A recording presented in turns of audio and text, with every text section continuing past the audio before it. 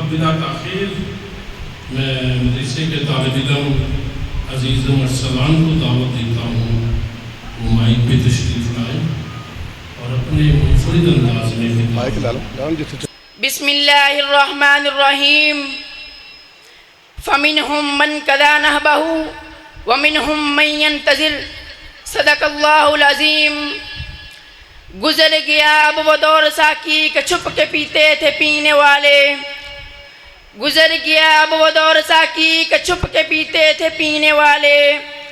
بنے گا سارا جہاں میں خانہ ہر کوئی بادخار ہوگا.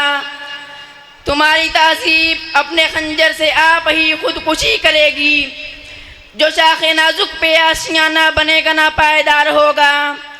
نکل کے صحرا سے جس نے روما کی سلطنت کو الٹ دیا تھا سنا ہے یہ قدسیوں سے میں نے وہ شعر پھر ہوشیار ہوگا. خدا کے بندے تو ہیں ہزاروں بنوں میں پھرتے ہیں مارے مارے. میں اس کا بندہ بنوں گا جس کو خدا کے بندوں سے پیار ہوگا. میں ظلمت شب میں لے کے نکلوں گا اپنے درماندہ کارواں کو. شرر فشا ہوگی میری نفس میرا شعلہ بار ہوگا. حضرات محترم، ہر مسلمان میں شہادت کا جذبہ ہونا چاہیے. ہر مسلمان میں حق کا جذبہ ہونا چاہیے. ہر مسلمان میں دین کا جذبہ ہونا چاہیے جو کہ آج ہمارے اندر نہیں رہا.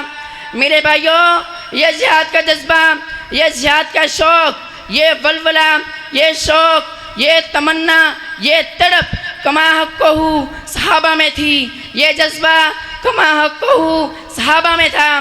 فرمایا فمنہم من قضى نحبہ ومنہم من ينتظر. میرے بھائیوں، پھر یہ جذبہ تابعین میں تھا، پھر تبع تابعین میں تھا، پھر ائمہ دین میں تھا، پھر ہمارے بڑوں میں تھا. پھر وہ وقت بھی آیا یہ شوق و ذوق، یہ جذبہ دین، یہ جذبہ شہادت ہمارے دلوں سے ختم ہوتا گیا. اگر بات کی جائے بڑے صغیر پاک و ہند کی تو یہاں جب جماعت مجاہدین کا قیام مرز وجود میں آیا تو سید احمد شہید اور شاہ اسماعیل شہید نے یہ تحریک چلائی تو اس جماعت کے اندر اسلاف والا جذبہ تھا، ہمارے اباء و اجداد والا جذبہ تھا، شہادت والا جذبہ تھا، اطاعت خدا والا جذبہ تھا، اطاعت رسول والا جذبہ تھا، شریعت کے نفاذ والا جذبہ تھا.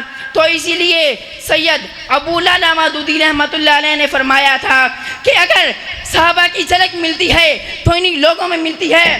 اگر صحابہ کا نمونہ ملتا ہے تو انہی لوگوں میں ملتا ہے جن کے دن گزرتے تھے تو جہاد کرتے گزرتے تھے، جن کی راتیں گزرتی تھی تو قیام کرتے گزرتی تھیں. وآخر دعوانا الحمدللہ رب العالمین.